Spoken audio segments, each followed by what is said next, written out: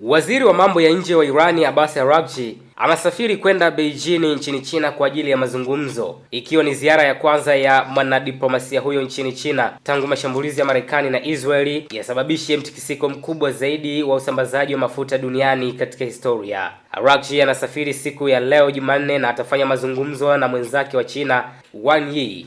Wizara ya mambo ya nje ya Irani imesema katika taarifa kupitia Telegram. Irani haikufichua muda wa ziara hiyo, ikisema tu kwamba atajadili maendeleo ya kikanda na kimataifa. Wanadiplomasia hao wawili wamekuwa wakiwasiliana kwa ukaribu wakati wa vita vya Irani, wakipigiana simu angalau mara 3.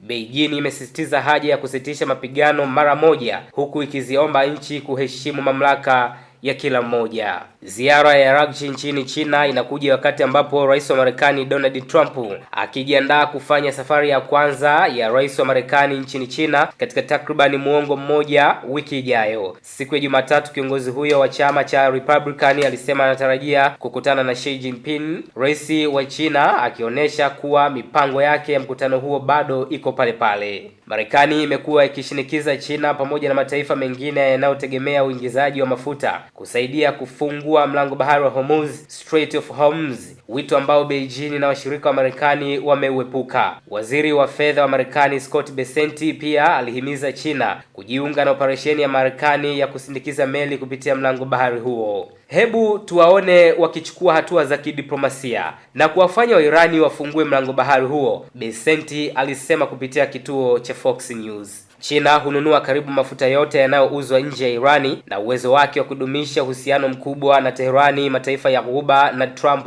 ameiweka kama mpatanishi anayeweza kusaidia. Mwezi uliopita, baada ya kusitisha mapigano kulikotangazwa hadharani kupitia upatanishi wa Pakistan, maafisa wa Irani walisema msukumo wa dakika za mwisho kutoka kwa China ndio uliowawezesha kukubali, dai ambalo liliidhinishwa na Trump.